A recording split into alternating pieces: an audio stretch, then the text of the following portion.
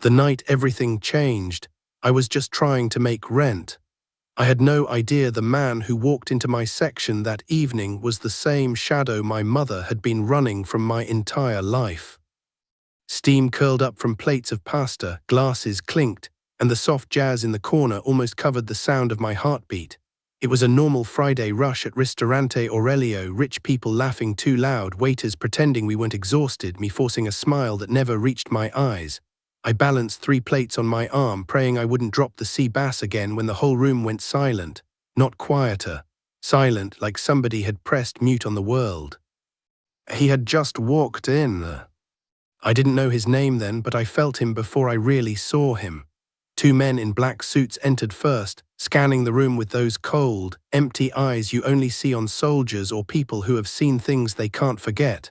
Then he followed, broad shoulders, dark suit perfectly cut, beard trimmed, a thin scar running down his cheek like a line drawn by fate. His tattoos crept above his collar, black ink against tan skin, a dragon curling over his hand as he rested it on the back of the leather chair they pulled out for him. And in the middle of all that danger, on his other arm, was a baby. The contrast was so strange I almost laughed. This man looked like the kind of person my mother used to whisper about when she thought I was asleep. The man you never look in the eye. The man who doesn't raise his voice because he doesn't need to. And yet there he was in the soft chandelier light, carefully shifting a tiny boy against his chest, one big hand covering the baby's whole back, like he was shielding him from the whole world.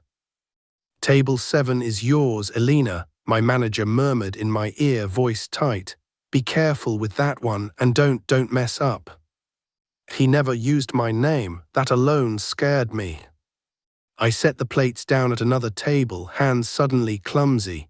When I glanced up, every waiter, every busboy, even the bartender had that same stiff posture, respect mixed with fear. People who had been laughing a minute ago were now speaking softer, watching him from the corners of their eyes. You don't have to be smart to know when a dangerous man has walked into your life. You can feel it on your skin. I forced my breathing to slow and picked up a menu. "He's just another customer," I told myself. "You need tips, smile, take the order, walk away. Simple." But my feet felt heavy with each step I took toward him. He sat at the center of the table like a king at a private throne, his men flanking him, faces expressionless. The baby, maybe 8 or 9 months old, wore a tiny black vest and white shirt like a miniature copy of his father. Soft blonde hair, big serious eyes. He should have looked cute. Instead, there was something unsettling about how still he was, how closely he watched everything. I stopped at the edge of the table, clutching my notepad so hard my fingers hurt. "Good evening," I said, my voice a little too bright. "Welcome to Aurelio's. Can I get you started with something to drink?" The boss didn't answer right away. His gaze lifted to mine, slow, deliberate, and for a second I forgot how to swallow. His eyes were dark but not empty, heavy, like he carried entire stories behind them and none of them had a happy ending. He looked at my name tag. "Elena," he read softly as if testing how it felt in his mouth. His accent sat somewhere between the city and somewhere older, somewhere far. "Red wine, Amarone, and water for the table."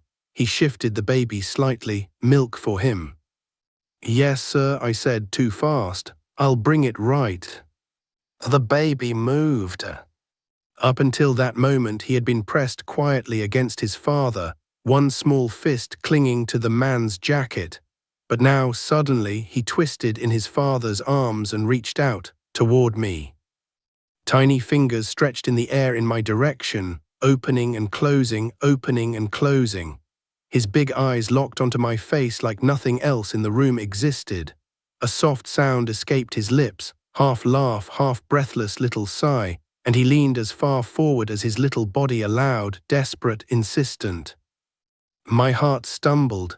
Babies at the restaurant usually flinched from strangers or cried or clung to their parents. This child, it was like he knew me, like he'd been waiting. "Ignore it," one of the bodyguards muttered under his breath, eyes on me. "He doesn't like people."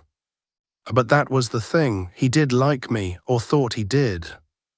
The boss shifted, trying to pull the boy back against his chest, but the baby whined, a small, frustrated cry, stretching his arms toward me so hard his face flushed pink. His fingers opened and closed again and again, reaching, begging. When his father tried to hush him, the boy let out a sharper cry that turned heads at other tables. "It's okay," I heard myself say, my voice softer. Maybe he wants to see the lights." I leaned forward just a little, close enough now to smell the faint cologne on the man's suit, spice, smoke, something strangely clean beneath all that danger. My own hands trembled, but I smiled at the baby because I didn't know what else to do. The boy stopped crying the instant I met his eyes properly. Silence fell around our little universe.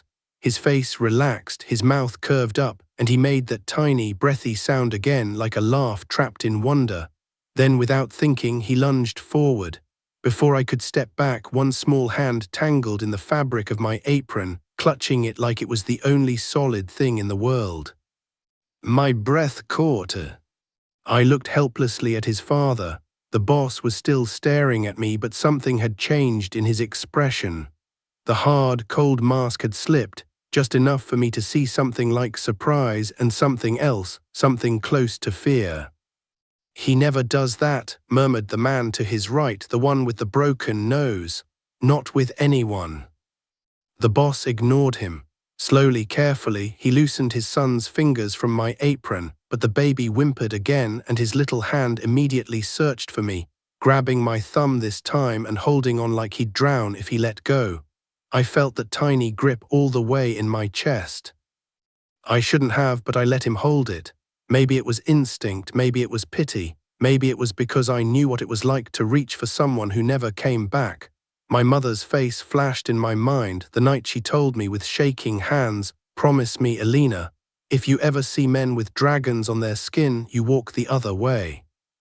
And here I was, my thumb trapped in the fist of a Mafia baby, standing inches away from a dragon tattoo.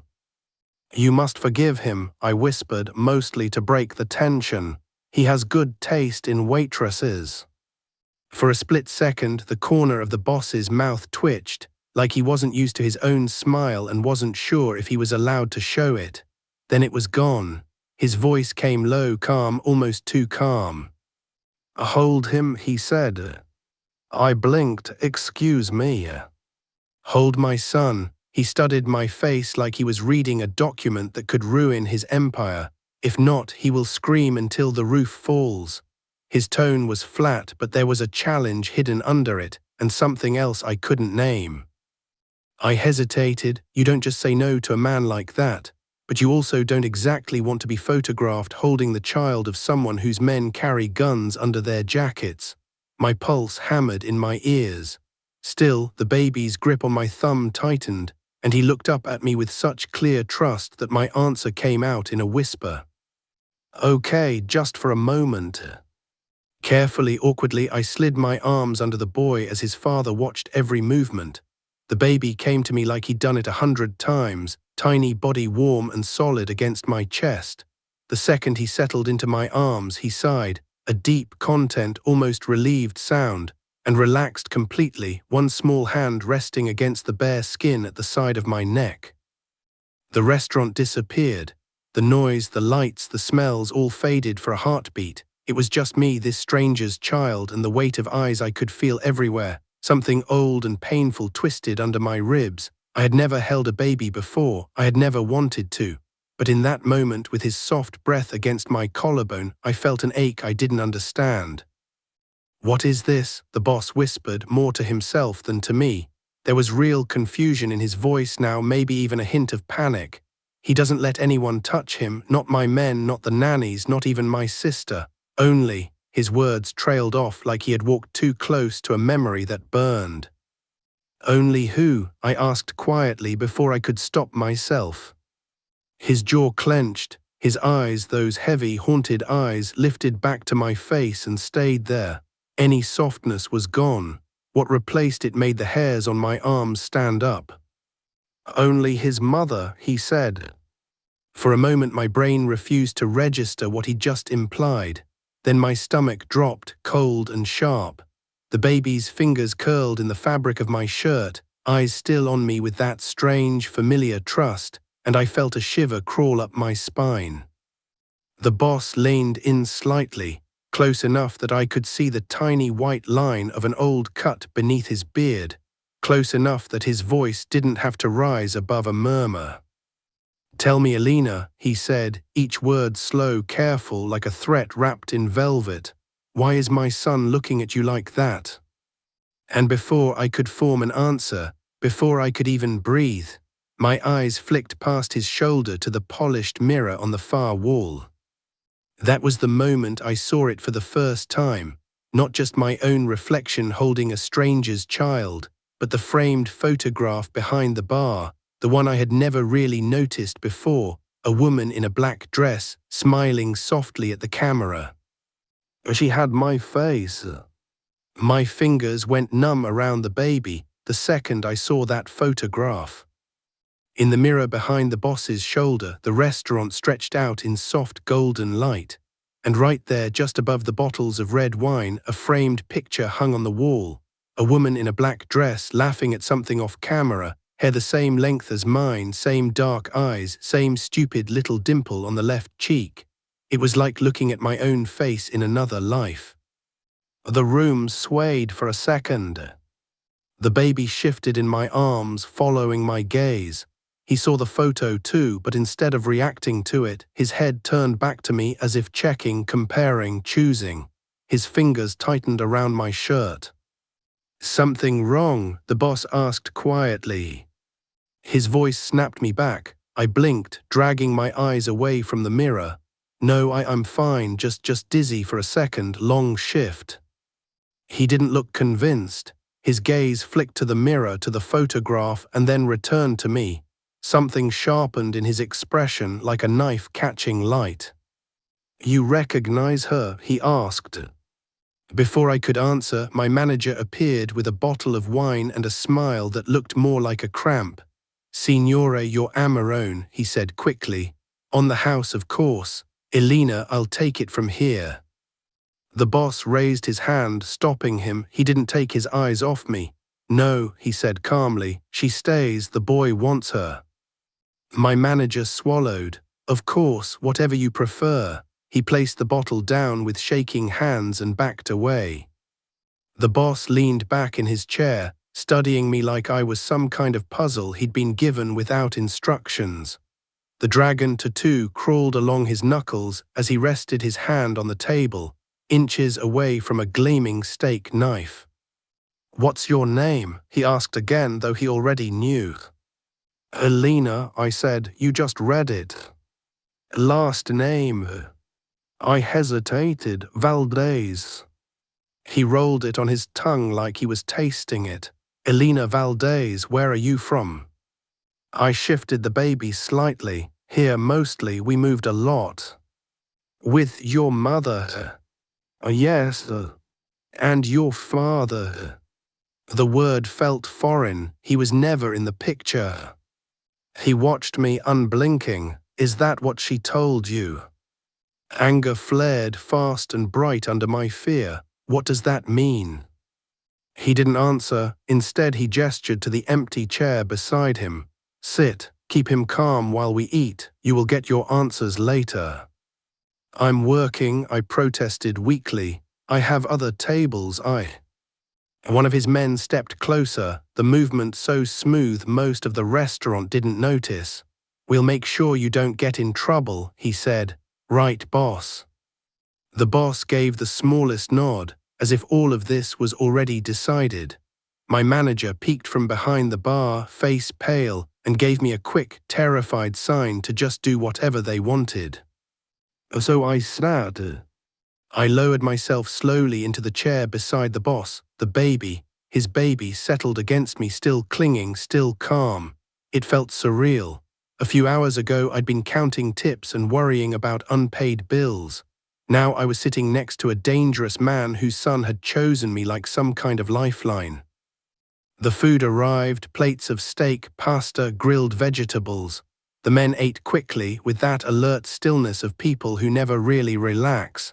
The boss moved with quiet precision, cutting his meat into small pieces, pausing between bites to check his phone, to glance at the door, to look at me.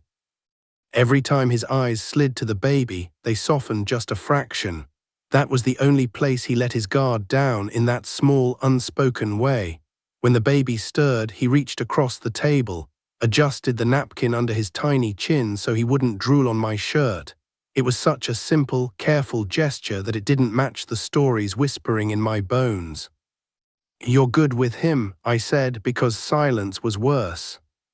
"I have no choice," he replied. "His mother isn't here to be good with him." The words dropped between us like a stone. "I'm sorry," I murmured.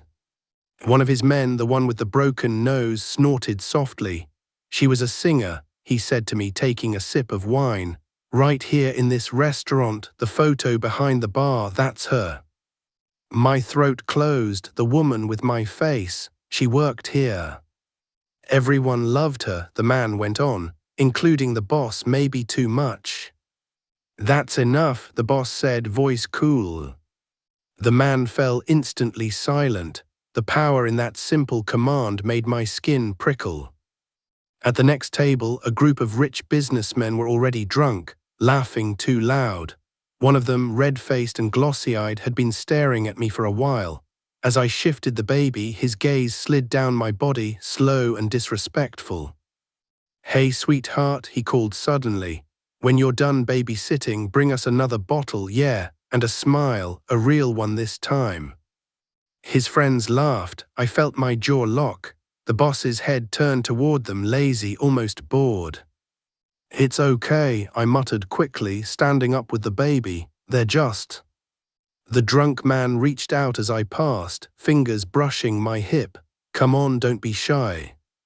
He didn't finish the sentence. The boss moved so fast I almost didn't see it. One second he was in his chair, the next he was at the other table, his hand wrapped around the man's wrist. There was no shouting, no wild rage, just a cold, controlled pressure. The drunk's face twisted in pain, a sharp crack echoing under the music. "I pay too much money in this place," the boss said softly, "to watch animals touch my waitress while she holds my son." The entire restaurant froze. Conversations died mid-word. Somewhere a fork clattered to the floor. I didn't know, the man stammered, sweating, eyes wide. "That is the problem," the boss replied. "You don't know how to behave." He let go. The man yanked his hand back, gasping, clutching his wrist to his chest. No blood, no screaming, just a quick, brutal lesson. Two of the boss's men appeared at the drunk's side, guiding him up and out with polite, unbreakable grips. The boss turned back to me. His eyes flicked to my hip where the stranger had touched me, then to the baby in my arms. For a heartbeat, guilt flashed across his face, like he blamed himself for putting me in that position. "Are you all right?" he asked quietly. I nodded, though my hands were shaking. "You didn't have to do that." "Yes," he said, returning to his seat. "I did." He sat down and picked up his napkin as if nothing had happened, but the entire restaurant had shifted. People looked away, pretending to focus on their plates, the unspoken rule understood: no one interferes with him, no one interferes with what's his. And suddenly, without my permission, I was part of that category. The rest of the meal passed in strange stillness. The baby dozed, waking only when I tried to move too far from the boss's side. Each time I stood up to refill a glass or take an order, he would twist in my arms, little hands reaching back to the man in the dark suit, as if he needed to check we were still both there. When dessert plates were cleared and coffee arrived, the boss looked at me over the rim of his cup. "When do you finish your shift, Elena?" "In an hour," I said carefully.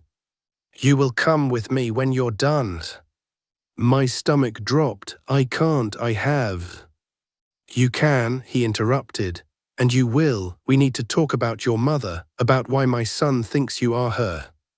"I never said." "You didn't have to." He looked at the baby, then back at me. "He already did." I opened my mouth to argue again, but he leaned in slightly, dropping his voice so only I could hear.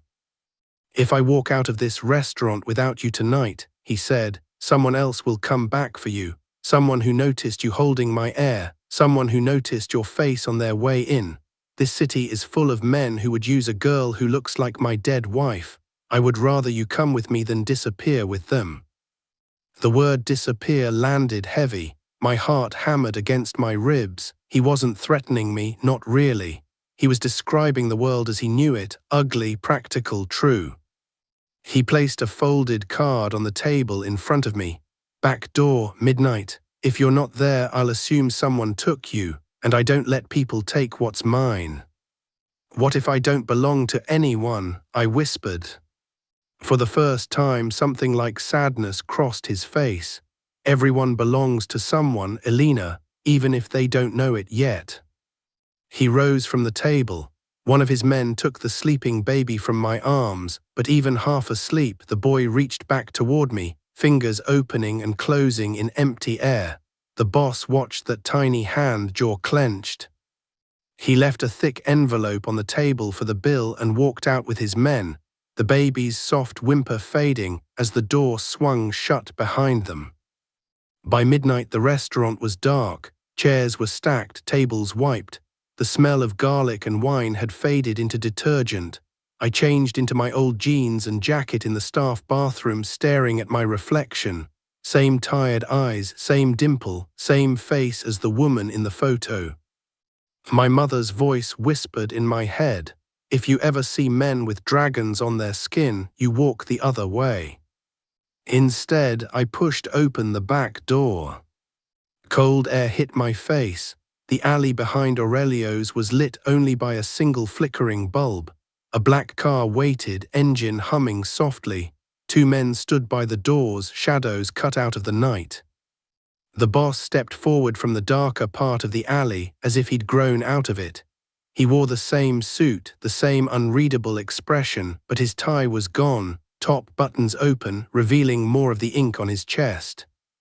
"We're late," he said calmly. "Get in."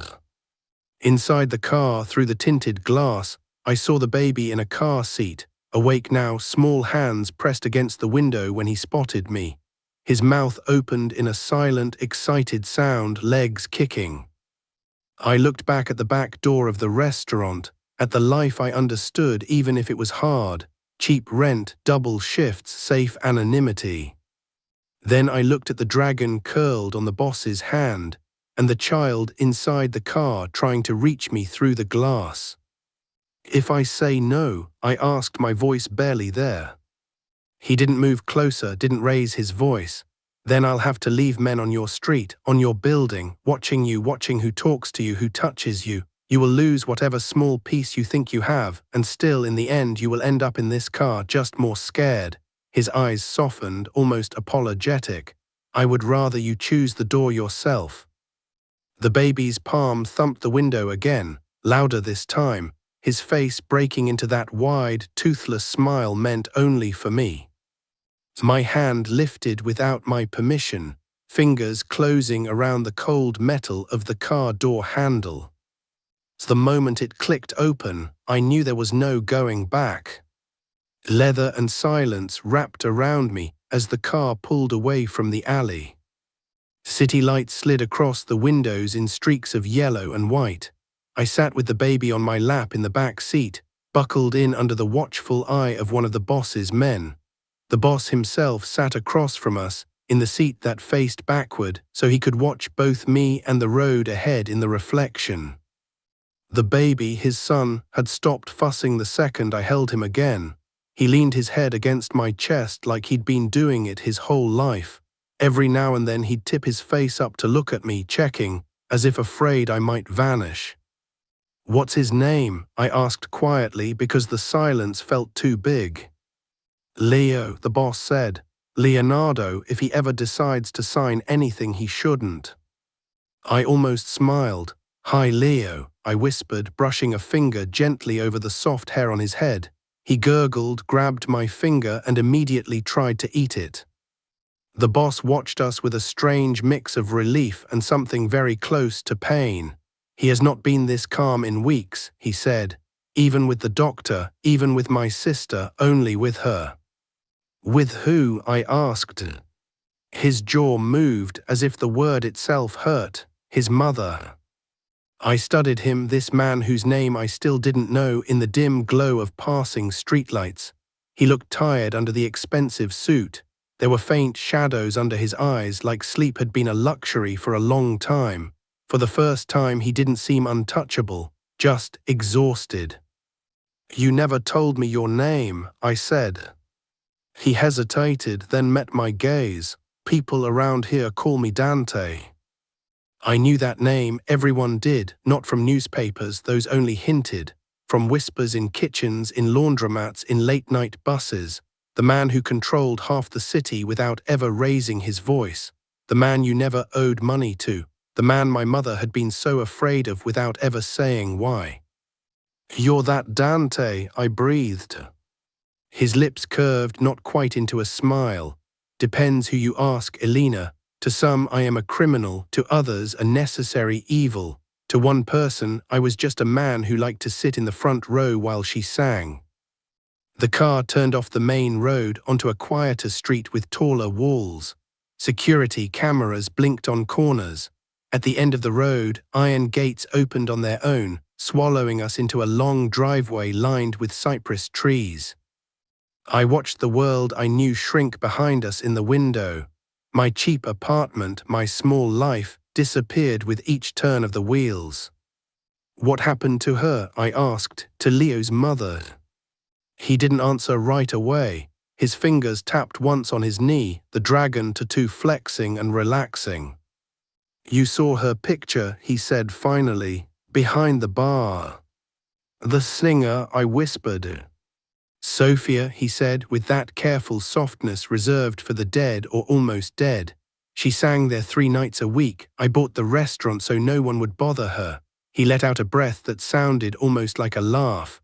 "Of course, trouble always finds its way in, even when you buy all the doors." I wanted to ask more, but the gates of his world opened wider. The car stopped in front of a villa that looked like something out of a movie. Tall stone walls, balconies, warm light spilling from high windows. Men stood at the entrance, armed but relaxed, like they belonged there more than the pillars did. The door opened and cool, expensive air greeted us. Polished wood, lemon oil, faint cigar smoke, something like jasmine underneath. Dante led the way, his steps sure and silent. "Come," he said, "Leo will not sleep until you are near." Inside, the house was big but strangely empty. No family photos on the walls, just expensive art. No toys on the floor, no shoes by the door. It felt like a place people guarded, not a place they lived in. He took us into a large living room. On one side, floor-to-ceiling windows looked out over a dark garden. On the other, a grand piano stood closed and untouched. Above the fireplace was a single-framed photograph, bigger than any in the restaurant. I stopped breathing. It was her again, Sophia, black dress, bare shoulders, smiling straight into the camera this time, eyes shining like she'd just told the photographer a secret.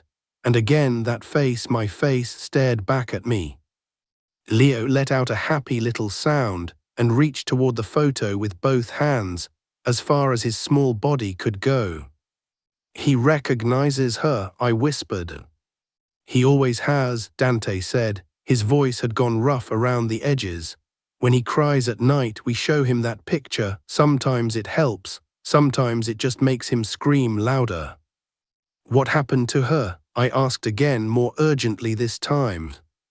Dante walked to the fireplace and rested his hand on the edge under Sophia's photograph.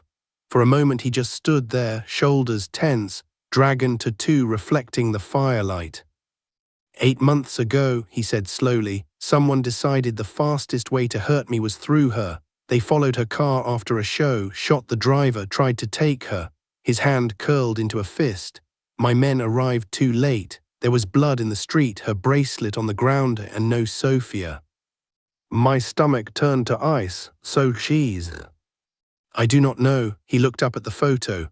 "No body, no calls, no demands. My enemies say they don't have her. My allies wouldn't dare touch her." He gave a humorless smile. I buried an empty coffin just to give Leo a place to bring flowers one day.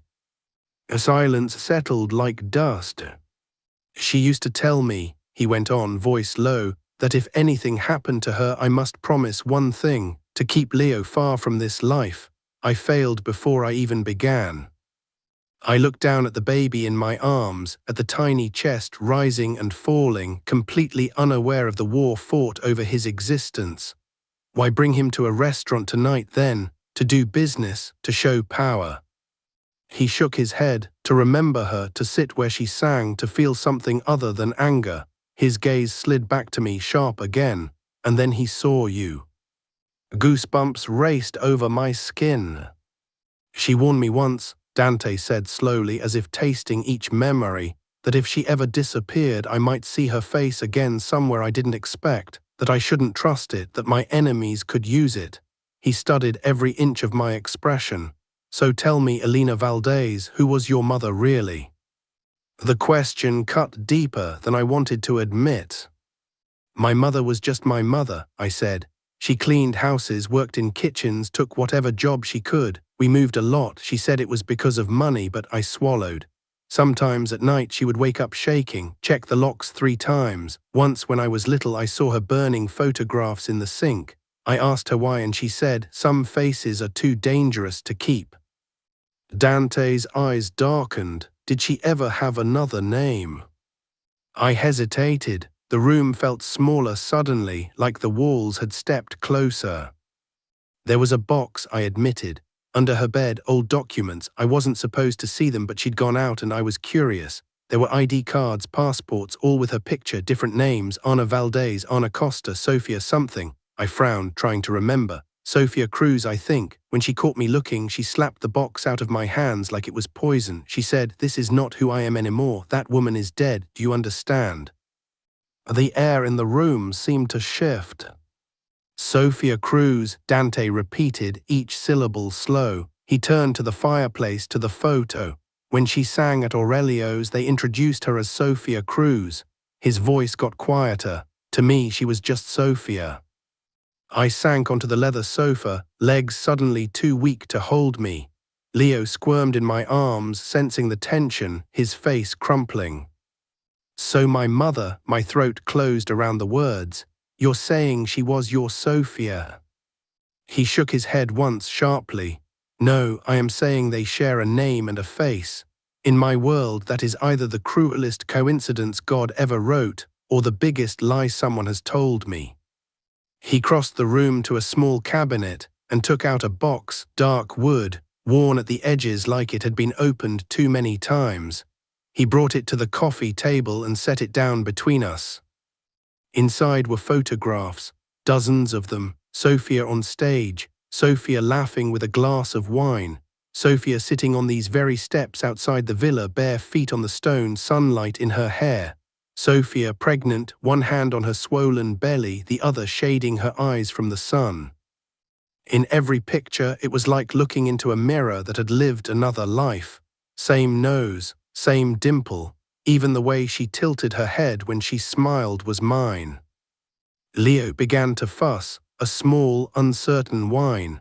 I bounced him gently, but my hands were shaking so badly he noticed and started to cry in earnest. "SHH," I whispered, tears burning my eyes for reasons I didn't understand.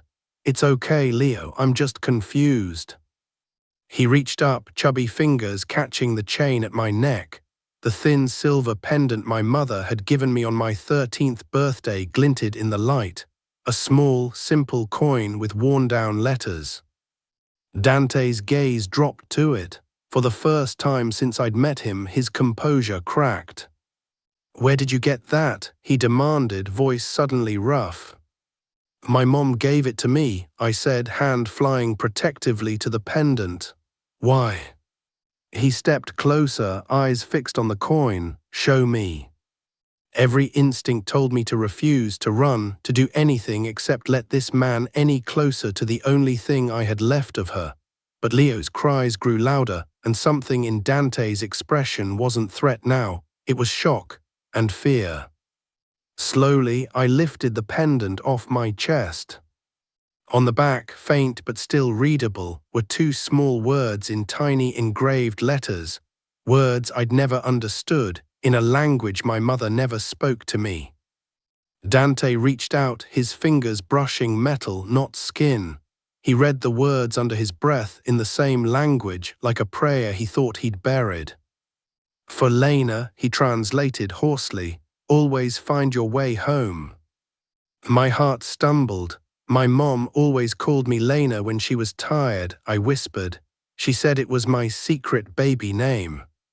He looked straight into my eyes, and I saw it. The moment the walls he'd built over years of blood and power cracked from the inside. She wore that coin the night she disappeared, he said. I gave it to her when we decided to keep the baby. I told her if we ever got separated, that coin would bring her back to me. His voice broke on the last word, just for a second, but it was enough. I clutched Leo closer, his sobs quieting against my chest as he felt my own trembling. What are you saying? I managed. Dante sank onto the coffee table right in front of me, as if his legs had finally given up. The dragon on his hand trembled as he pressed his palm to his mouth, breathing slow, fighting for control in front of a stranger and a child. When he spoke again, his eyes were wet, and he didn't bother to hide it. I'm saying, he whispered, that the woman you called your mother was the woman I spent 10 years searching for. He looked at Leo, then back at me, the truth tearing through both of us. And I think, he said, each word heavy as fate, you might be the reason she ran. He swallowed hard. And the only thing I have left of her.